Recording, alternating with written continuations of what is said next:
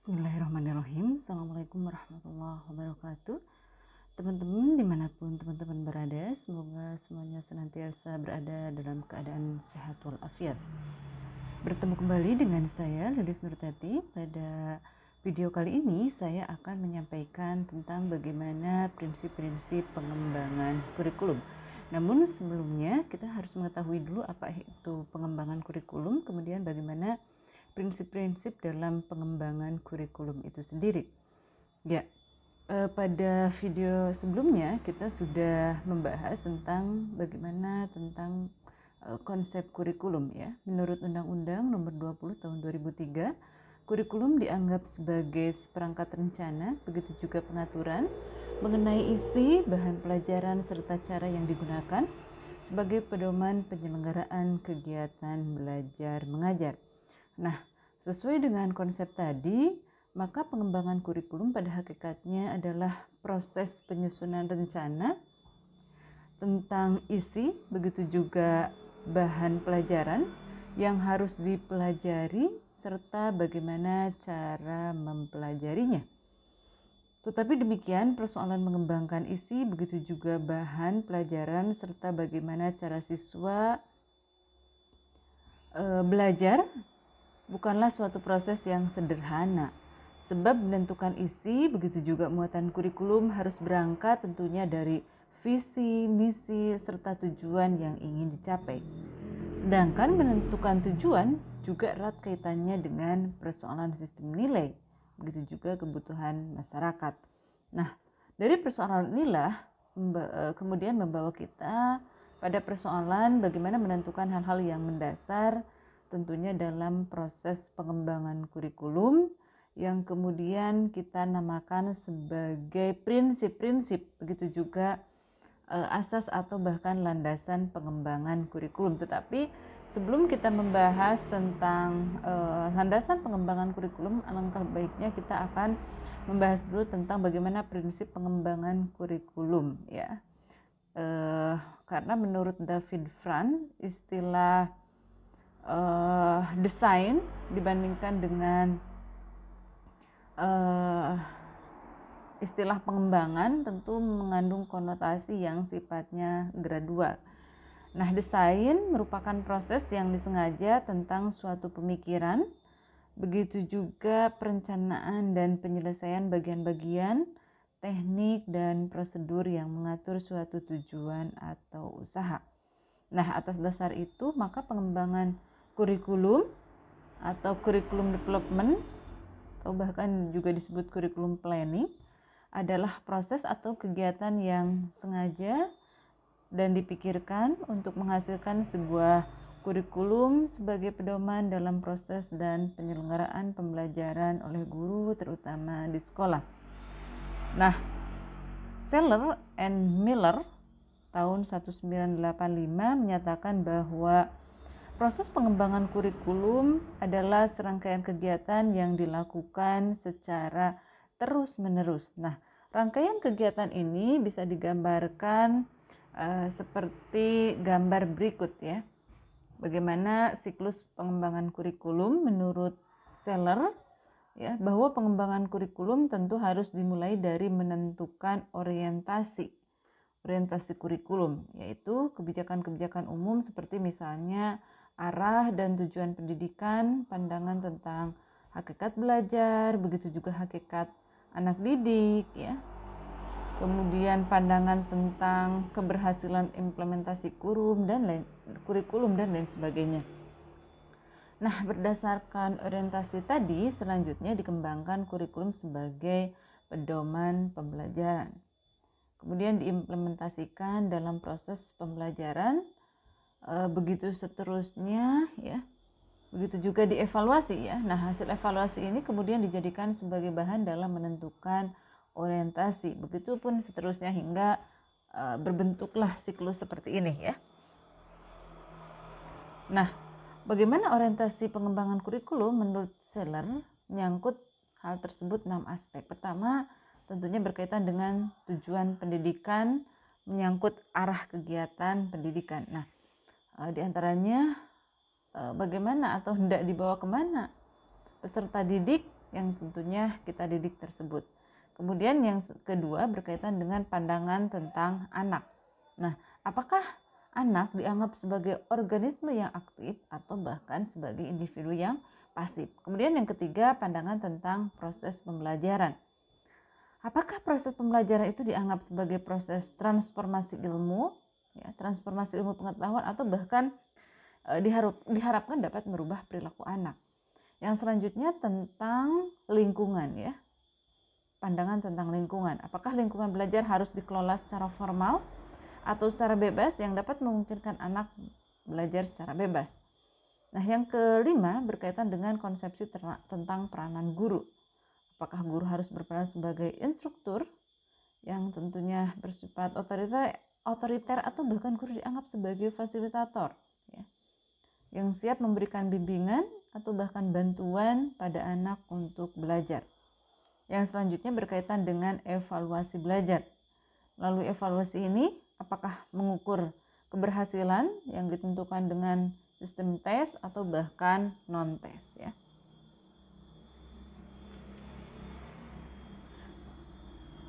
Mengacu pada proses pengembangan kurikulum sebagai siklus seperti yang dikemukakan tadi oleh Seller. Nah, dari sana nampak bahwa pengembangan kurikulum itu pada hakikatnya adalah pengembangan berbagai komponen yang membentuk sistem kurikulum itu sendiri, serta pengembangan komponen pembelajaran sebagai implementasi kurikulum. Dengan demikian, maka pengembangan kurikulum paling tidak memiliki dua sisi yang sama pentingnya, yaitu pertama, sisi kurikulum bisa dijadikan sebagai pedoman yang kemudian membentuk kurikulum tertulis atau written curriculum, ya, atau dokumen kurikulum. Atau bahkan kurikulum bisa dilihat juga dari sisi kurikulum sebagai implementasi atau yang disebut dengan kurikulum implementation, yang itu tidak lain adalah sistem pembelajaran. Nah, berkaitan dengan proses pengembangan tentu berbeda dengan perubahan atau bahkan pembinaan kurikulum. Perubahan kurikulum merupakan kegiatan atau proses yang sengaja manakala berdasarkan hasil evaluasi ada salah satu atau beberapa komponen yang harus diperbaiki atau bahkan dirubah. Nah, sedangkan pembinaan adalah proses, ya, untuk mempertahankan atau bahkan menyempurnakan kurikulum yang tentunya sedang dilaksanakan. Nah, selanjutnya kalau kita lihat berkaitan dengan pengembangan kurikulum itu sendiri, ada beberapa hal yang tentunya sangat penting untuk dipertimbangkan dalam pengembangan kurikulum itu, apakah isi atau bahkan muatan kurikulum itu sendiri, ya. Nah, di sini ada dua hal yang tentunya harus dipertimbangkan dalam menentukan isi pengembangan kurikulum, yaitu pertama berkaitan dengan rentangan kegiatan, kemudian yang selanjutnya berkaitan dengan visi dan tentunya misi sekolah.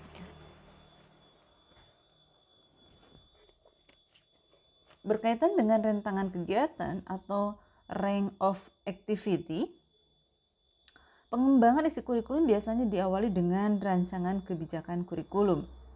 Begitu juga rancangan bidang studi, program pengajaran, kemudian unit pengajaran, dan tentunya rencana pembelajaran. Nah, kebijakan kurikulum merupakan otoritas pemegang kebijakan pendidikan. Kebijakan kurikulum memuat tentang apa yang tentunya harus diajarkan dan berfungsi di sini sebagai pedoman bagi para pengembang kurikulum lebih lanjut, ya. Nah, kebijakan kurikulum pada dasarnya merupakan keputusan yang ditentukan dari hasil pemikiran, begitu juga penelitian yang mendalam. Menentukan kebijakan kurikulum harus dilaksanakan secara hati-hati sebab di sini akan mempengaruhi berbagai kebijakan pendidikan yang lainnya, misalnya mengenai isi dari setiap disiplin ilmu yang tentunya perlu dikuasai oleh peserta didik dalam jenjang pendidikan tertentu misalnya, atau bahkan kebutuhan sosial macam apa yang tentunya harus dikuasai anak didik, serta pengalaman belajar yang bagaimana yang tentunya harus dilalui atau bahkan dimiliki oleh anak. Nah, hal ini tentu saja didasarkan pada pengkajian yang tentunya lebih menyeluruh ya. Kemudian berkaitan dengan pengembangan kurikulum itu sendiri, menurut MC Nail ya dalam bukunya Nasution itu paling tidak meliputi 2 proses utama. Pertama berkaitan dengan pengembangan pedoman kurikulum dan yang kedua berkaitan dengan pedoman instruksional. Nah, pedoman kurikulum itu biasanya berisi tentang rumusan-rumusan normatif tentang isi kurikulum, misalnya tentang latar belakang yang berisi tentang tujuan, begitu juga landasan filosofis, sasaran peserta didik, bidang studi, struktur bahan pelajaran, serta silabusnya. Sedangkan pedoman instruksional berisi tentang penjabaran lebih rinci dari pedoman kurikulum untuk pengelolaan pembelajaran. Nah, dengan demikian, pedoman instruksional disusun oleh guru sebagai pedoman dalam penyelenggaraan pembelajaran atau sebagai pedoman implementasi kurikulum.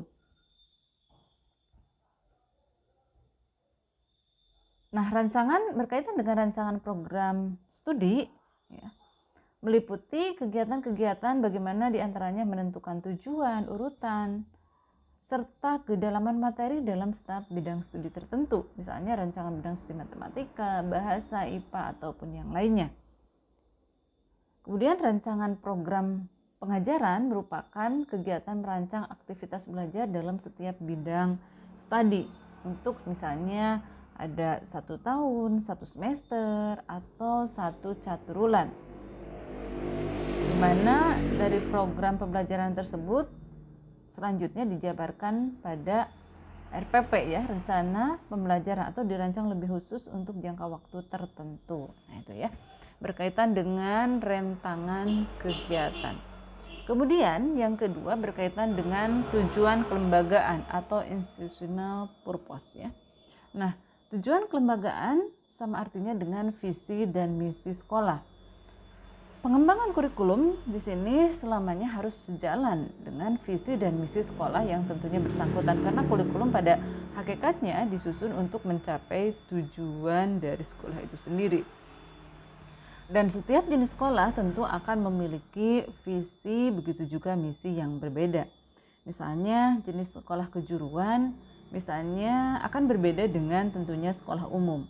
Sekolah kejuruan memiliki visi dan misi diantaranya untuk mempersiapkan anak didik memiliki keterampilan sesuai dengan lapangan pekerjaan tertentu misalnya. Maka pengembangan isi kurikulum akan lebih tepat ketika dilakukan melalui analisis pekerjaan atau job analysis, bukan melalui analisis disiplin ilmu. Tetapi sebaliknya, sekolah yang memiliki visi dan misi untuk mempersiapkan anak didik dapat mengikuti pendidikan pada jenjang yang lebih tinggi, maka analisis disiplin ilmu tentu seperti bagaimana pemahaman fakta, konsep, teori, dan yang lainnya akan lebih cocok ya dibandingkan dengan penentuan isi kurikulum melalui analisis tugas atau analisis pekerjaan ya. Nah, dengan demikian, maka visi dan misi sekolah harus menjadi pertimbangan utama dalam menentukan isi kurikulum, sehingga pengalaman belajar yang tentunya dilakukan oleh siswa akan menjamin pencapaian tujuan sekolah yang bersangkutan ya. Nah, berkaitan dengan proses pengembangan kurikulum menurut Zeiss ya, harus dimulai dengan asumsi-asumsi filosofis sebagai sistem nilai atau pandangan hidup suatu bangsa. Nah, berdasarkan asas filosofis itulah selanjutnya ditentukan tentang bagaimana hakikat pengetahuan, sosiokultural, hakikat anak didik, atau bahkan teori-teori tentang belajar. Nah, inilah yang menjadi dasar dalam pengembangan kurikulum itu sendiri. Atau dengan kata lain, asas pengembangan kurikulum meliputi asas filosofis, psikologi, sosiobudaya, termasuk di dalamnya asas teknologis atau bahkan organisatoris. Nah, pembahasan selanjutnya pada video kali ini saya akan membahas tentang apa sih prinsip-prinsip pengembangan kurikulum itu sendiri. Paling tidak di sini saya menyampaikan dari berbagai referensi bahwa yang namanya prinsip pengembangan kurikulum itu paling tidak ada 5 ya. Mulai dari prinsip relevansi, prinsip fleksibilitas, prinsip kontinuitas, prinsip efektivitas, dan efisiensi. Nah, apa itu prinsip? Prinsip itu sering diartikan sebagai way of life atau pandangan hidup atau sesuatu yang tentunya harus dipatuhi. Prinsip di sini berarti rule of the games atau aturan main, yaitu semacam acuan dan rambu-rambu yang tentunya harus diperhatikan dan dipatuhi dalam pengembangan sebuah kurikulum. Prinsip-prinsip dasar tersebut tentunya mempunyai tujuan agar kurikulum yang didesain atau yang dihasilkan diharapkan memang betul-betul sesuai dengan kebutuhan atau the need ya semua pihak, yaitu mulai dari anak didik, orang tua, masyarakat umum atau bahkan pemakai lulusan ya, the user ya, begitu juga bangsa dan negara ya. Nah, selama terjadi perubahan kurikulum sekolah di bumi Nusantara ini, masing-masing mengikuti prinsip-prinsip pengembangan kurikulum yang tentunya berbeda, tetapi mempunyai sasaran yang hendak dicita-citakannya tentunya sama, yaitu dalam rangka mewujudkan cita-cita pembangunan nasional, yang mana pada umumnya begitu juga tujuan pendidikan nasional pada khususnya, dengan berdasarkan Pancasila dan Undang-Undang Dasar Negara Republik Indonesia tahun 1945. Yaitu agar tercapainya tujuan pendidikan nasional yang terdapat dalam Undang-Undang Nomor 20 Tahun 2003 ya. Nah, berkaitan dengan prinsip-prinsip begitu juga nanti landasan pengembangan kurikulum itu sendiri, berbagai ahli ya ini berbeda pendapat. Di antaranya Sutopo dan Sumanto menyatakan bahwa prinsip pengembangan kurikulum itu paling tidak ada 4 ya. Sedangkan dalam bukunya Sudirman menyatakan ada sampai 10 prinsip ya. Beberapa buku misalnya ada yang menyebutnya 6 prinsip ya. Sedangkan yang saya sampaikan di sini ya paling tidak menyangkut 5 prinsip ya. Pertama berkaitan dengan prinsip relevansi. Apa itu prinsip relevansi?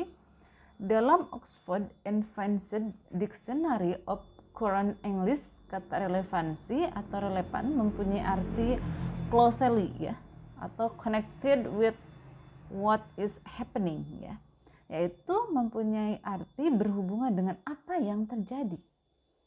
Itu menurut Abdullah Idi ya. Apabila dikaitkan dengan pendidikan, maka perlu penyesuaian program pendidikan dengan tuntutan kehidupan masyarakat atau the needs of society. Nah, pendidikan dikatakan relevan bila hasil yang diperoleh tentunya akan berguna bagi kehidupan seseorang. Menurut Hendiat, begitu juga Sutopo dan Wasti Sumanto, begitu juga Subanji mengungkapkan paling tidak prinsip relevansi ini menyangkut pertama, relevansi pendidikan berkaitan dengan lingkungan kehidupan peserta didik. Artinya apa? Bahwa dalam pengembangan kurikulum atau dalam menetapkan bahan pengajaran yang tentunya diajarkan, hendaknya mempertimbangkan atau bahkan dipertimbangkan atau bahkan juga disesuaikan dengan kehidupan nyata sehari-hari sekitar peserta didik itu sendiri. Seperti misalnya kondisi daerah antara perkotaan dengan pedesaan, daerah pegunungan atau daerah pantai dan lain sebagainya. Pembelajaran yang mencoba menghubungkan dengan lingkungan hidup peserta didik adalah misalnya dengan menggunakan pendekatan pembelajaran kontekstual ya, atau contextual teaching and learning ya. Nah, selanjutnya relevansi juga berkaitan dengan kehidupan sekarang atau bahkan kehidupan yang akan datang. Nah, artinya apa? Artinya bahwa apa yang diajarkan kepada peserta didik pada saat ini hendaknya tentu bermanfaat bagi peserta didik yang bersangkutan, apakah untuk menghadapi kehidupan pada masa sekarang atau bahkan pada masa yang akan datang ya. Karena itu, kurikulum harus bersifat antisipatori atau visioner ya. Sebagaimana yang dikatakan misalnya oleh Nabi Muhammad bahwa Nabi Muhammad SAW ajarlah anak-anakmu berenang, begitu juga memanah ya, sebab mereka akan menghadapi suatu zaman yang tentunya berbeda dari zaman orang tuanya. Misalnya bagaimana cara mempergunakan untuk berhitung angka. Kalau dulu masih menggunakan misalnya lidi, jari, Tetapi setelah adanya misalnya komputer, sempoa, ataupun alat hitung yang lainnya, nah ini juga tentu mindset pembelajaran juga harus mengalami perubahan. Kalau sekarang misalnya bagaimana dengan kemajuan ilmu pengetahuan dan teknologi misalnya. Anak-anak pun jangan ketinggalan misalnya bagaimana penggunaan handphone gitu ya. Kemudian Android, kemudian komputer, tetapi tentu bagaimana alat teknologi tersebut itu harus digunakan untuk hal-hal yang positif gitu ya. Nah, selanjutnya relevansi juga berkaitan dengan tuntutan dunia kerja. Nah, ini juga perlu dipertimbangkan ya. Bagaimana bahwa isi pendidikan di sini, dari segi isi pendidikan, hal lain yang juga perlu dipertimbangkan merupakan relevansi berkenaan dengan relevansi dari segi kegiatan belajar. Kurangnya relevansi segi kegiatan belajar ini sering mengakibatkan sukarnya lulusan atau output ya. Output sekolah dalam menghadapi tuntutan dari dunia kerja, karena tidak ada mungkin kesinambungan ya antara apa yang dipelajari di sekolah dengan tuntutan pekerjaan.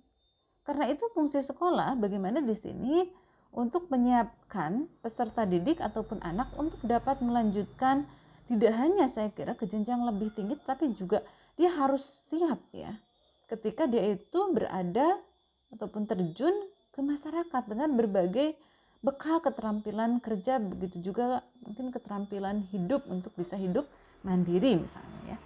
Nah, selanjutnya bagaimana relevansi di sini berkaitan dengan perkembangan pengetahuan, begitu juga teknologi ya. Ilmu pengetahuan dan teknologi pada masa dewasa ini berkembang dengan laju yang tentunya sangat cepat. Bahkan Indonesia sekarang memasuki era 4.0 ya, bahwa bagaimana melalui berbagai alat teknologi ketika mereka kuasai ya menguasai dunia gitu ya. Nah itu, oleh karena itu pendidikan harus dapat menyesuaikan diri, bahkan juga dapat memberikan sumbangan terhadap perkembangan ilmu pengetahuan, begitu juga misalnya teknologi. Nah, berkaitan dengan prinsip relevansi ini sebenarnya telah diterapkan dalam kurikulum sejak tahun 1984 ya. Kemudian dilanjutkan juga dengan kurikulum 1994 dan terakhir pada 1999 ya. Terus aja sampai sini ya. Nah, itu jadi bagaimana di sini bahwa program sekolah yang tentunya dapat menyelaraskan dan mengharmoniskan antara kurikulum sekolah dengan kebutuhan bahkan tuntutan masyarakat atau bahkan pemakai dan pengguna lulusan ya.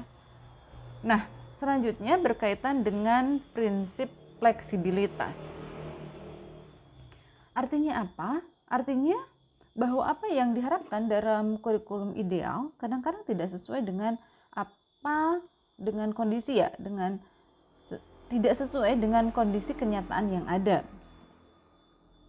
Nah, bisa saja ketidaksesuaian itu ditunjukkan oleh kemampuan guru yang misalnya kurang, latar belakang atau bahkan kemampuan siswa yang rendah, atau mungkin sarana begitu juga prasarana yang ada di sekolah misalnya tidak memadai. Nah, kurikulum di sini harus bersifat lentur, begitu juga fleksibel ya. Artinya fleksibel di sini luas, memiliki keluasan. Artinya kurikulum itu harus bisa dilaksanakan sesuai dengan situasi dan kondisi yang ada.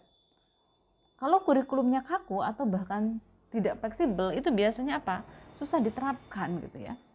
Nah, prinsip fleksibel di sini paling tidak memiliki dua sisi. Pertama, fleksibel bagi guru. Apa artinya? Artinya bahwa kurikulum harus memberikan ruang gerak bagi guru untuk mengembangkan program pengajarannya sesuai dengan kondisi yang ada. Kemudian yang selanjutnya, fleksibel bagi siswa.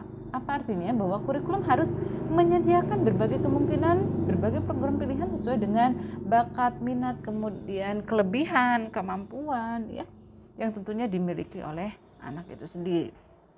Nah, selanjutnya berkaitan dengan prinsip kontinuitas ya. Nah, prinsip kontinuitas ini mengandung arti bahwa perlu adanya keterkaitan atau bahkan kesinambungan kontinu terus-menerus ya antara materi pelajaran pada berbagai jenjang, begitu juga jenis program pendidikan. Artinya dalam menyusun materi pelajaran perlu dijaga agar apa yang diperlukan untuk dipelajari oleh siswa misalnya, ini juga memberikan kelanjutan ya, continue. Sehingga di sini juga diperlukan adanya kerjasama antara pengembang kurikulum pada setiap jenjang. Misalnya, bagaimana para pengembang pendidikan atau kurikulum pada jenjang pendidikan dasar, jenjang SLTP, SLT, atau bahkan para pengembang kurikulum di tingkat perguruan tinggi gitu ya. Nah, itu jadi bagaimana bahwa misalnya di sini tidak hanya jenjang antar berbagai sekolah ya, tetapi juga berkesinambungan atau kontinu antar berbagai mata pelajaran ya. Misalnya bagaimana pengembangan kurikulum harus memperhatikan hubungan antara mata pelajaran yang satu dengan mata pelajaran yang lainnya. Nah itu ya. Misalnya antara matematika dengan pelajaran yang lainnya, apakah IPA atau PAI atau PIKI gitu kan. Nah itu, jadi intinya bahwa antara mata pelajaran yang satu dengan mata pelajaran yang lain saling berkesinambungan, saling berkaitan. Misalnya untuk mengubah antara angka temperatur dari skala Celcius ke skala Fahrenheit misalnya ya. Dalam mata pelajaran IPA misalnya diperlukan keterampilan dalam penggalian bilangan pecahan. Nah itu sehingga bagaimana di sini bahwa mata pelajaran IPA itu berhubungan misalnya dengan mata pelajaran matematik gitu ya. Dalam kurikulum IPA misalnya prinsip kesinambungan ini seperti misalnya mata pelajaran fikih, bahasanya tentang sholat misalnya. Maka pada mata pelajaran akidah sudah disampaikan tentang bahasan misalnya rukun iman, begitu juga misalnya dalam Al-Quran hadis tentang hafalan surat Al-Fatihah atau bahkan surat-surat pendek yang tentunya perlu untuk diajarkan ya. Nah, selanjutnya berkaitan dengan prinsip efektivitas ya. Nah, berkaitan dengan prinsip efektivitas ini, bagaimana bahwa perencanaan kurikulum dapat dicapai sesuai dengan keinginan yang telah ditentukan ya. Nah, efektivitas di sini biasanya berkenaan dengan rencana dalam suatu kurikulum dapat dilaksanakan dan dapat dicapai dengan kegiatan belajar mengajar. Nah, di sini ya bisa dipahami ya, efektivitas berkenaan dengan rencana dalam suatu kurikulum dapat dilaksanakan dan dapat dicapai dalam kegiatan belajar mengajar. Nah, di sini terdapat dua sisi efektivitas dalam suatu pengembangan kurikulum. Pertama, efektivitas berkaitan dengan kegiatan guru dalam melaksanakan tugas, bagaimana mengimplementasikan kurikulum di dalam kelas. Dan kedua, efektivitas kegiatan siswa dalam melaksanakan kegiatan belajar ya, bukan mengajar ya, belajar kalau siswa. Nah, efektivitas kegiatan guru berhubungan dengan keberhasilan bagaimana mengimplementasikan program sesuai dengan perencanaan yang telah disusun. Sebagai contoh, apabila guru menetapkan misalnya dalam satu caturbulan atau satu semester harus menyelesaikan 12 program sesuai dengan misalnya pedoman kurikulum, tapi ternyata dalam jangka waktu tersebut hanya dapat menyelesaikan 4 atau bahkan sampai 5 program saja, berarti di sini dikatakan bahwa pelaksanaan program tersebut tidak efektif gitu ya. Bisa dipahami ya. Nah, misalnya efektivitas kegiatan siswa berhubungan dengan sejauh mana siswa dapat mencapai tujuan yang telah ditentukan sesuai dengan jangka waktu tertentu. Misalnya, apabila ditetapkan dalam satu caturbulan siswa harus dapat mencapai sejumlah tujuan pembelajaran, ternyata sebagian saja yang dapat dicapai gitu ya. Maka dapat dikatakan bahwa proses pembelajaran siswa ini tidak efektif gitu ya. Nah, itu. Nah, selanjutnya berkaitan dengan prinsip efisiensi. Prinsip efisiensi ini biasanya berhubungan dengan perbandingan antara tenaga, waktu, suara, atau bahkan biaya yang tentunya dikeluarkan dengan hasil yang diperoleh. Kurikulum dikatakan memiliki tingkat efisiensi yang tinggi apabila dengan sarana, begitu juga biaya yang tentunya minimal dan waktu yang terbatas dapat memperoleh hasil yang maksimal. Betapapun bagusnya atau idealnya suatu kurikulum manakala menuntut peralatan, sarana, prasarana yang tentunya sangat khusus serta mahal harganya misalnya, maka kurikulum itu dikatakan tidak praktis atau bahkan sukar untuk dilaksanakan. Sehingga kurikulum harus dirancang untuk dapat digunakan dengan segala keterbatasan ya. Nah, itulah prinsip efisiensi. Sehingga efisiensi seringkali dikonotasikan dengan prinsip ekonomi ya, yang berbunyi dengan modal atau biaya, tenaga, dan waktu yang sekecil-kecilnya akan dicapai hasil yang memuaskan gitu ya. Dalam kaitannya dengan pelaksanaan kurikulum atau proses belajar mengajar, maka proses belajar mengajar dikatakan efisien jika usaha, biaya, begitu juga waktu yang digunakan untuk menyelesaikan program pengajaran dapat merealisasikan hasil seoptimal mungkin, tentunya dengan pertimbangan yang rasional dan wajar. Dengan kata lain bahwa memang prinsip ekonomi harus ditetapkan dalam pelaksanaan kurikulum itu sendiri ya. Nah itu. Oke, saya kira teman-teman mahasiswa untuk pertemuan kali ini berkaitan dengan apa itu pengembangan kurikulum, bagaimana cara mengembangkan kurikulum itu sendiri ya. Secara sekilas, begitu juga bagaimana prinsip-prinsip yang harus diperhatikan dalam pengembangan kurikulum ya, mulai dari prinsip relevansi gitu ya, prinsip kontinuitas, efektivitas, begitu juga prinsip fleksibilitas, dan tentunya efisiensi itu harus betul-betul kita perhatikan dalam proses pengembangan kurikulum itu sendiri, sehingga bagaimana kurikulum itu betul-betul bisa dilaksanakan, begitu juga diaplikasikan dengan baik gitu ya. Oke, terima kasih atas perhatian semuanya. Semoga bermanfaat. Hasbunallahu wa ni'mal wakil. Wassalamualaikum warahmatullahi wabarakatuh.